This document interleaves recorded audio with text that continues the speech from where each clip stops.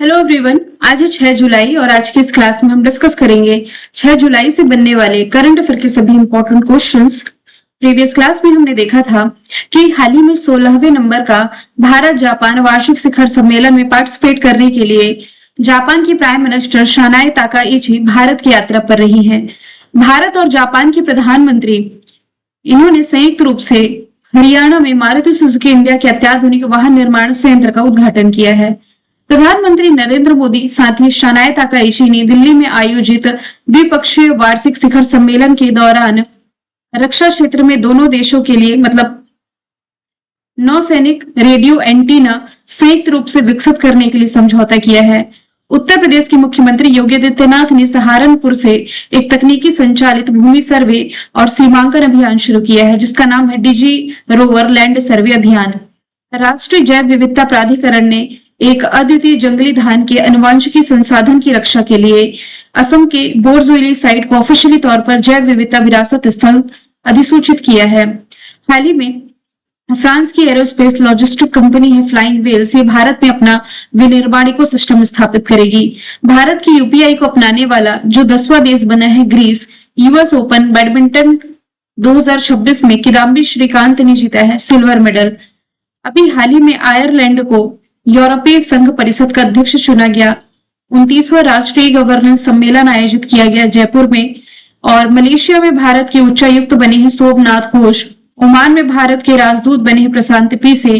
CII के अध्यक्ष बने हैं आर मुकुंदन। और हाल ही में भारत ने पाकिस्तान से 13 नागरिकों को तत्काल कॉन्सुलर एक्सेस देने की मांग करी है। हमने ये भी देखा था प्रीवियस क्लास में कि कॉन्सुलर एक्सेस होता क्या है। यहाँ ऐसे स्टूडेंट है जो मंथली करंट अफेयर की ई बुक की डिमांड कर रहे थे। जून महीने की ई बुक लॉन्च की गई है। मैं आपको बता रही थी कि 200 इंपॉर्टेंट क्वेश्चन इसमें है। नहीं, यदि आप ई बुक परचेस कर चुके हैं तो आपको मालूम होगा 260 इंपॉर्टेंट करंट अफेयर एमसीक्यू है जो कि इसमें कवर कराए गए हैं। 250 से ज्यादा है। डाउनलोड आप कर सकते हैं। और ऐसे स्टूडेंट जो वेट कर रहे हैं लास्ट 6 मंथ ई बुक का, तो देखिए 1 जनवरी से अभी पूरा जून कंप्लीट हो गया है ना, 30 जून तक का डेटा। ये 6 महीने की ई बुक आपको कम से कम नेक्स्ट वीक तक मिल जाएगी। ठीक है, तो 6 महीने का कंपाइलेशन अलग से लॉन्च किया जाएगा। बाकी आप मंथली बुक इंडिविजुअली हर महीने की चाहते हैं तो आपको एप्लीकेशन से मिलेगी। चलिए शुरू करते हैं आज का हमारा पहला सवाल। भारत और जापान की पहली संयुक्त रक्षा विकास परियोजना का नाम क्या है? तो ये हो जाएगी यूनिकॉर्न। देखिए, जापान की प्राइम मिनिस्टर भारत के दौरे पर रही हैं, तो इससे जितने इंपॉर्टेंट क्वेश्चंस निकल करके आ सकते हैं जो एग्जाम के लिहाज से इंपॉर्टेंट है वो हम देखेंगे। यहाँ पर यूनिकॉर्न की फुल फॉर्म बनती है यूनिफाइड कॉम्प्लेक्स रेडियो एंटीना। इसी रेडियो एंटीना का डिस्कशन हमने किया था प्रीवियस क्लास में। तो हाल ही में भारत और जापान ने भारतीय नौसेना के लिए एक अत्यधिक उन्नत नेवल रेडियो एंटीना विकसित करने के लिए साझेदारी करी है। इस प्रोजेक्ट का नाम यूनिकॉर्न, जैसे कि मैंने फुल फॉर्म बताई है, यूनिफाइड कॉम्प्लेक्स रेडियो एंटीना है। ये काम क्या करेगा? तो ये एक स्टेल्थ मास्ट है जो युद्धपोतों की संचार क्षमताओं को बढ़ावा देता है और दुश्मन के राडार को चकमा देने में मदद करता है। और जापान इसके डिजाइन में हेल्प कर रहा है। इसका उत्पादन मेक इन इंडिया के तहत भारत में ही किया जाएगा। अच्छा, यहाँ पर जो टर्म लिखा हुआ है नेवल रेडियो एंटीना, इसका क्या मतलब होता है? नेवल रेडियो एंटीना है क्या? तो ये एक विशेष प्रकार का संचार उपकरण है जिसका उपयोग युद्धपोत यानी कि वॉरशिप्स, जो आपकी पनडुब्बियां होती है, और नौसैनिक अड्डों के बीच रेडियो और सैटेलाइट सिग्नल भेजने या फिर प्राप्त करने के लिए किया जाता है। तो उसके लिए समझौता किया गया जापान के साथ। जापान की capital Tokyo, currency yen, prime minister शाने ताकाइची। जापान के प्रमुख 4 द्वीप हैं। कौन कौन से हैं? होन्शु, क्यूशु, शिकोकू और हकाइडो। जिस पर पूछा जाए इसकी कैपिटल किस द्वीप पर है, तो इसकी कैपिटल टोक्यो होन्शु द्वीप पर है। इसी जापान ने रिसेंटली भारतीय आमों पर प्रतिबंध लगाया था। जापान ने दुनिया का पहला उच्च संवेदनशीलता वाला डुअल बैंड इंफ्रारेड सेंसर विकसित किया है। दुनिया की पहली विशेष रूप से कार्गो के लिए समर्पित बुलेट ट्रेन सेवा शुरू करी है। जापान ने भारत की स्पेस एजेंसी इसरो और जापान की स्पेस एजेंसी जैक्सा ने जो संयुक्त मिशन पर ये काम करने जा रहे हैं, इसका नाम ल्यूपेक्स है। भारत, माफ कीजिएगा, दुनिया का पहला लकड़ी का सैटेलाइट जिसका नाम लिग्नोसेट प्रोब है, जापान ने लॉन्च किया। भारत जापान के बीच संयुक्त सैन्य अभ्यास जिसमें कि धर्म गार्जन, वीर गार्जन, शिन्यू मैत्री और जिमैक्स, ये आप रिलेट करेंगे। सवाल नंबर 2 है, प्रोफेसर योगेश सिंह किस विश्वविद्यालय के कुलपति बने हैं? तो ये भी हाल ही में दिल्ली विश्वविद्यालय के कुलपति लगातार दूसरी बार नियुक्त कर दिए गए हैं। वहीं यदि हम बात करें नागपुर यूनिवर्सिटी की, तो देखिए नागपुर यूनिवर्सिटी की जो पहली महिला चांसलर है ये मनाली मकरंद क्षीरसागर है, जिनका डिस्कशन हमने किया भी था। बीएचयू ये आपका बनारस में हो, उत्तर प्रदेश में वाराणसी में। अलीगढ़ मुस्लिम यूनिवर्सिटी की जो पहली महिला चांसलर है ये नईमा खातून बनाई गई थी। हालिया अपॉइंटमेंट के बारे में बात करें, सीआईआई के अध्यक्ष आर मुकुंदन है, सीबीडीटी के रवि अग्रवाल, विक्रम साराभाई अंतरिक्ष केंद्र के Upendra P Rajeev, solicitor general है तुषार मेहता, सांख्यिकी आयोग के अध्यक्ष सैबल चट्टोपाध्याय, डीआरडीओ के अध्यक्ष राजेश कुमार सिंह, सीबीआई के निदेशक प्रवीण सूद, सीडीएस है एनएस राजा सुब्रमणी, नौसेना प्रमुख है कृष्णा स्वामीनाथन, सीबीएफसी के अध्यक्ष शशि शेखर वेम्पति, एचएएल के सीएमडी रवि के है, डीएमआईएल के सीईओ संजय जमुआर, सूचना प्रसारण मंत्रालय के सचिव चंचल कुमार, नीति आयोग के सीईओ निधि छिब्बर, एनसीबीसी के अध्यक्ष साध्वी निरंजन ज्योति, डीजीसीए के चीफ है वीर विक्रम यादव, सेबी के पूर्णकालिक सदस्य है कोम्पेला वेंकट रमना मूर्ति, सतर्कता आयुक्त है Praveen Vashisht, Bill and Melinda Gates foundation की नई India country director Rachna Vyas है, प्रेस क्लब ऑफ इंडिया की पहली महिला अध्यक्ष संगीता बरुआ है और मुख्य सूचना आयुक्त राजकुमार गोयल है। अगला सवाल है, प्रधानमंत्री नरेंद्र मोदी ने भारत के पहले ग्रीनफील्ड एकीकृत रिफाइनरी सह पेट्रोकेमिकल परिसर को राष्ट्र को समर्पित करने के लिए 4 जुलाई 2026 को राजस्थान का दौरा किया। पूछा यह जा रहा है कि ये जो स्थान है ये कैंपस किस स्थान पर स्थित है, तो ये स्थित है राजस्थान के पचपदरा बालोतरा में। ऑप्शन ए इसका राइट आंसर हो जाएगा। तो 4 जुलाई 2026 को प्रधानमंत्री नरेंद्र मोदी जी ने राजस्थान के बालोतरा में 1.06 लाख करोड़ की विकास परियोजनाओं का उद्घाटन किया है। इसमें पचपदरा में भारत के पहले ग्रीनफील्ड एकीकृत रिफाइनरी सह पेट्रोकेमिकल परिसर को राष्ट्र को समर्पित किया गया है, जो देश की ऊर्जा और बुनियादी ढांचा क्षेत्रों में एक ऐतिहासिक मील का पत्थर रहेगी। बात की जाए राजस्थान की, तो ये एरिया वाइज इनके क्षेत्रफल की दृष्टि से भारत का सबसे बड़ा राज्य है। राजधानी जयपुर, मुख्यमंत्री भजनलाल शर्मा, राज्यपाल हरिभाऊ बागड़े है। नेशनल पार्क में मुकुंदरा, मरुस्थल, केवलादेव, रणथंभौर सारिस्का है। सिलीसेड़ झील भारत का 95 नंबर का रामसर साइट बना। एसआईआर के तहत मतदाता सूची को पूरी तरीके से डिजिटल करने वाला ये पहला राज्य है। खेलो इंडिया यूनिवर्सिटी गेम्स का 5वां एडिशन यहाँ आयोजित किया गया। भारत की पहली लघु एवं मध्यम उद्यम वाणिज्यिक सेमीकंडक्टर चिप उत्पादन इकाई राजस्थान के भिवाड़ी में स्थापित की गई है। आवारा कुत्तों के प्रबंधन के दिशा निर्देश जारी करने वाला पहला भारतीय राज्य राजस्थान है। खैरथल तिजारा जिले का नाम भृतहरि नगर किया गया। राजस्थान की मनिका विश्वकर्मा ये मिस इंडिया यूनिवर्स का खिताब जीती हैं 2025 का। पंडित दीनदयाल उपाध्याय गरीबी मुक्त गांव योजना की शुरुआत की गई। राज्य में दुर्लभ एल्बिनो सूरजमुखी गिलहरी को पहली बार देखा गया। और प्लास्टिक कचरे से निपटने के लिए 1000 पंचायतों में बर्तन बैंक की शुरुआत की गई। सवाल चौथा है, कौन सा भारतीय राज्य कमर्शियल तौर पर माचा चाय का उत्पादन करने वाला पहला राज्य बन गया? असम इसका राइट आंसर है। तो असम भारत का ऐसा पहला राज्य जहां कमर्शियली तौर पर माचा चाय का उत्पादन किया जा रहा है और ये देश के चाय उत्पादन में एक नया मील का पत्थर है। भाई जनजीज के बीच में काफी ज्यादा लोकप्रिय है माचा। माचा जो कि जापान की एक विशेष प्रकार की हरी चाय यानी कि ग्रीन टी है और सामान्य ग्रीन टी की तरह इसकी पत्तियों को पानी में उबाला या छाना नहीं जाता, बल्कि इसकी जो कोमल पत्तियां हैं इसे पीस कर एक महीन और चमकीले हरे रंग के पाउडर में ये बदल दिया जाता है और फिर इस पाउडर को गर्म दूध या फिर पानी में फेंट करके पीते हैं। तो माचा चाय का पहला कमर्शियल उत्पादन असम के तिनसुकिया जिले के छोटा टिंगराई टी एस्टेट में हुआ है। भारतीय माचा का पहला batch Guwahati T auction centre में बेचा गया, जिसकी कीमत 3000 रुपए प्रति किलोग्राम रही है। असम की राजधानी दिसपुर मुख्यमंत्री हेमंता बिस्वा शर्मा है।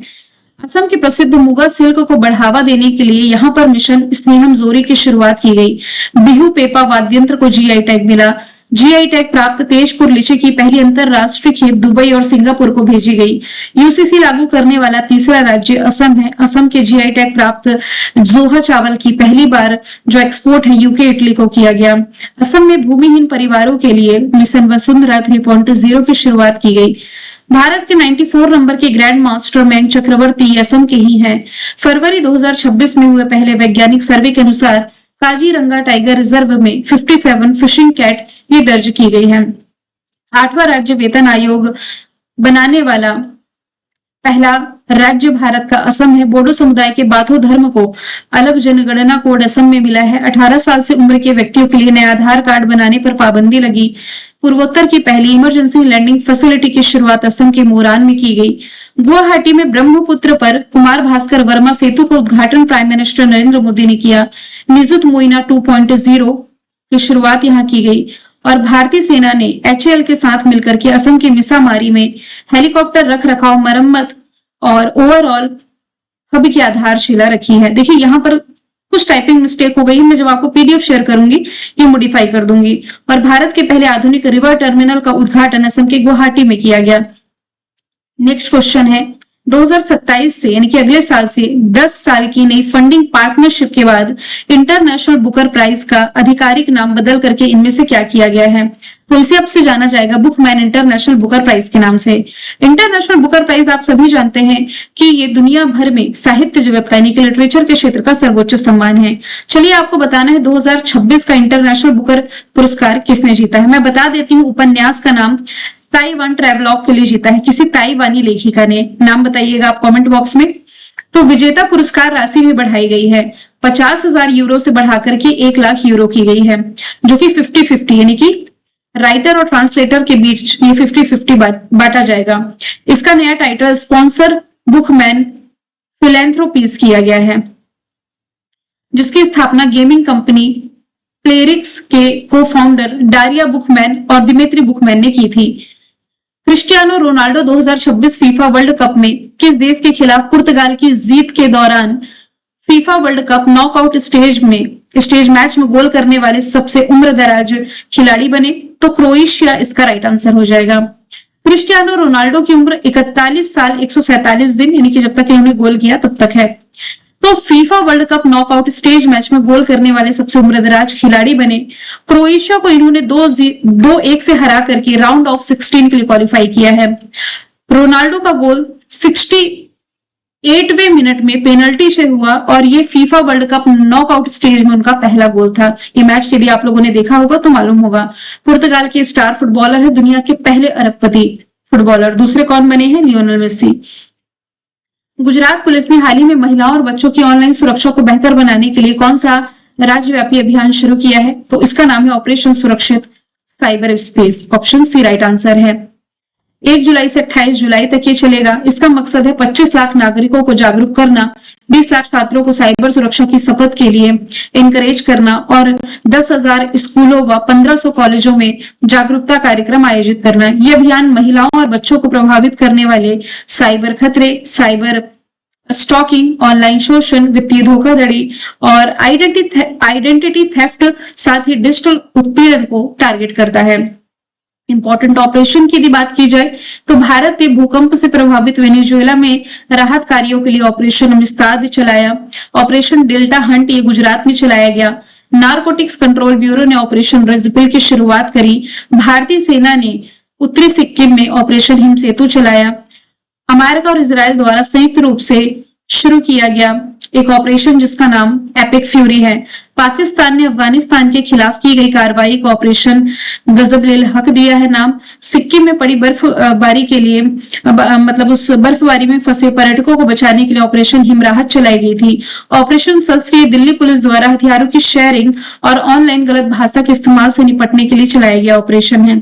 ऑपरेशन स्वदेश ये ईरान में प्रदर्शन के दौरान भारतीयों को लाने के लिए चलाया गया ऑपरेशन है। ऑपरेशन सिंधु ये ईरान और इजराइल में संघर्ष के बीच अपने नागरिकों को ईरान से स्वदेश लाने के लिए लास्ट ईयर चलाया गया था। ऑपरेशन इंद्रावती हैती में और ऑपरेशन अजय चलाया गया इजराइल में। सवाल 8वां है, किस ऑब्जर्वेटरी यानी कि किस वेधशाला में दुनिया का सबसे बड़ा डिजिटल कैमरा लगा है जिसने ब्रह्मांड का नक्शा बनाने के लिए 10 साल का मिशन शुरू किया है? तो इसका नाम हो जाएगा वेरा सी रूबिन वेधशाला। ये है कहां पर? चिली में। चिली जो कि एक अफ्रीकी कंट्री है। तो चिली में मौजूद वेरा सी रूबिन ऑब्जर्वेटरी ने ब्रह्मांड का सबसे डिटेल्स मैप बनाने के लिए अपना 10 साल का legacy survey of space and time शुरू कर दिया है। इस ऑब्जर्वेटरी में दुनिया का सबसे बड़ा डिजिटल कैमरा लगा है जो कि 3200 मेगापिक्सल का सेंसर है। ये कैमरा हर रात 1000 तक तस्वीरें लेगा, रोजाना लगभग 10 टेराबाइट डेटा बनेगा और अगले 10 दशक तक दक्षिणी आकाश को बार बार स्कैन किया जाएगा। इस ऑब्जर्वेटरी का नाम खगोल शास्त्री वेरा सी रूबन के नाम पर रखा गया है, जिनके अहम काम ने डार्क मैटर के अस्तित्व के लिए जरूरी सबूत भी दिए थे। 9वां सवाल है, यूनेस्को ने हाल ही में पाकिस्तान को ये चेतावनी दी है क्या कि किस यूनेस्को विश्व धरोहर स्थल पर बिना अनुमति के मरम्मत का काम जारी रहने से उसे खतरे में पड़ी विश्व धरोहर की सूची में शामिल किया जा सकता है। आंसर इसका तक्षशिला हो जाएगा। तक्षशिला या पाकिस्तान में पड़ते हैं, जो कि यूनेस्को वर्ल्ड हेरिटेज साइट है। तो यहाँ पर रिनोवेशन का काम चल रहा है, जिससे इसकी जो रियलिटी और अखंडता इसे नुकसान पहुंच रहा है। यूनेस्को ने चेतावनी दे दी है कि अगर सुधार के कदम नहीं उठाए गए तो तक्षशिला को वर्ल्ड हेरिटेज इन डेंजर यानी कि खतरे में पड़ी विश्व धरोहर सूची में शामिल किया जाएगा और इसे वर्ल्ड हेरिटेज साइट की भी लिस्ट से हटा दिया जा सकता है। पाकिस्तान के पंजाब प्रांत में ये तक्षशिला है। 1980 में यूनेस्को वर्ल्ड हेरिटेज साइट के तौर पर स्थापना की गई थी और दक्षिण एशिया की सबसे महत्वपूर्ण और प्राचीन पुरातात्विक और बौद्ध धरोहरों में से ये एक है। अगला सवाल है, पेलिया इंडिया पोर्टल ये किस मंत्रालय के द्वारा लॉन्च किया गया? तो ये पर्यावरण, वन और जलवायु परिवर्तन मंत्रालय के द्वारा शुरू किया गया है। ये पोर्टल सभी 28 राज्य और 8 केंद्र शासित प्रदेशों के जो फॉसिल फ्यूना है, जीवाश्म जीवों का रिकॉर्ड रखता है। इसमें स्तनधारी सरीसृप यानी कि आपकी इसमें रेप्टाइल्स भी आ गए, इसमें पक्षी सरीसृप यानी कि वही रेप्टाइल्स, पक्षी, मछली, उभयचर। उभयचर यानी कि जो पानी में भी रह सकते हैं और बाहर यानी कि थल में भी रह सकते हैं। Mollusc, arthropods. तो ऑर्थ्रोपोडा जो है ना, पृथ्वी पर सबसे बड़ा जीव समूह है। इसमें सभी कीड़े मकोड़े आ जाते हैं। और वही मोलास्क का दूसरा सबसे बड़ा समूह, जिसमें घोंगे, ऑक्टोपस जैसे जीव शामिल हैं। फिर इसमें फोरामिनिफेरा, आमतौर पर इसे फोरा भी कहा जाता है, ये समुद्री जीव, मतलब इसमें इकाइनोडर्म्स साथ ही इग्नोफॉसिल्स को भी शामिल किया गया है। इन जीवाश्मों की जानकारी इस पोर्टल के माध्यम से मिलती है, जो कि पर्यावरण मंत्रालय के द्वारा लॉन्च किया गया। भारत और माली ने हाल ही में किस शहर में अपना पहला एक्सपोर्ट प्रमोशन फोरम लॉन्च किया है? आंसर इसका हो जाएगा बामाको, माली, जो कि अफ्रीकी कंट्री है। तो भारत और माली ने आपसी व्यापार और निवेश सहयोग को मजबूत करने के लिए, निर्यात को बढ़ावा देने के लिए भारत माली फोरम की शुरुआत करी है। और ये पहला फोरम जो है, ये माली की कैपिटल बामाको में स्थापित किया गया है। किस थीम के साथ? व्यापार और रणनीतिक साझेदारी को मजबूत करना, यानी कि reinforcing trade and strategic partnership theme के तहत आयोजित किया गया। भारत और माली के बीच जो आपसी व्यापार है, ये 326 मिलियन अमेरिकी डॉलर से अधिक हो गया है, जो आर्थिक संबंधों में मजबूत वृद्धि को भी दर्शाता है। सवाल 12वां है, एक्मे ग्रीन मॉलिक्यूल्स ने हाल ही में किस जापानीज कंपनी के साथ लगभग $1 बिलियन का long term green methanol supply agreement sign किया है? तो ये साइन किया गया है जापानीज कंपनी एमजीसी के साथ, मित्सुबिशी गैस केमिकल कंपनी के साथ, जिससे हर साल 1 लाख टन ग्रीन मैथनॉल की सप्लाई के लिए $1 बिलियन का लॉन्ग टर्म अग्रीमेंट किया गया है। ये फ्यूल ग्लोबल शिपिंग इंडस्ट्री को लो कार्बन मरीन फ्यूल की ओर बढ़ने में मदद करेगा, जिसमें पूरे लाइफ साइकिल के दौरान कार्बन उत्सर्जन कम करने में सहायता मिलेगी। मैंने कल आपसे पूछा था कौन से नंबर का भारत जापान वार्षिक शिखर सम्मेलन में हिस्सा लेने के लिए जापान की प्राइम मिनिस्टर शाने ताकाइची भारत की यात्रा पर थी? तो ये 16वें नंबर का था। आज का सवाल आप लोगों के लिए है, हाल ही में चर्चे में रहा प्रोजेक्ट ब्रह्मांक ये किस संगठन की विशेष परियोजना है? आंसर जो भी है कमेंट बॉक्स में बताइए। मिलेंगे नेक्स्ट क्लास में। Thank you so much.